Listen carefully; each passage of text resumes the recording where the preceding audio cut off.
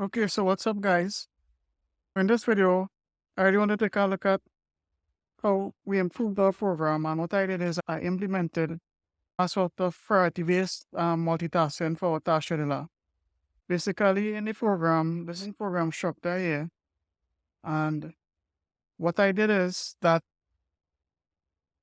in this version of the program, we have a priority-based system where tasks that are lower period will run more frequently, and this will give them higher priority. And while doing this, we could achieve priority. We're not really providing preemption.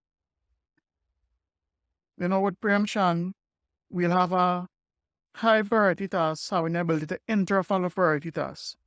We can look at the code and we determine what's going on here. As usual, we have number of tasks that the multitasking system can handle, and we have a type alias task func that represents a function pointer that points to a void type with no return. We have a structure to hold details about each of the tasks. And in the structure, we have three members. We have a task pointer that points to the task function to be executed. And we have a task period where representing the number of ticks before the task is executed. And then we have a task counter. And what the task counter does is it comes down from the task prior to 0. And when it reaches 0, the task is executed. And then the counter is reset to the task period. And this is actually how we achieve the priority-based system.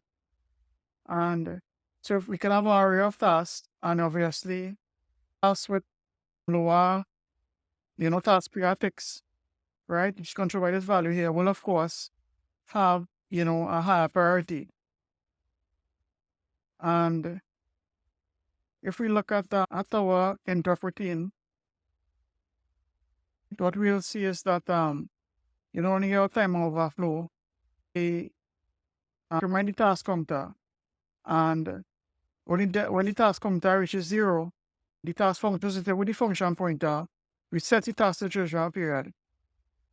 And what this does is that this task here, task 1, or highest priority task, has a short period of 10 ticks, and task 12, 20, task 3 has 30 ticks.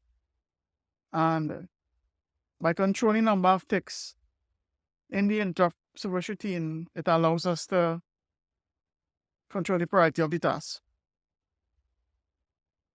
So we get our priority-based multitasking system, and this is a flexible approach, and without having to delve into assembly code, and allows us to achieve our task. So when you run the program, let's run the program and see how this code functions.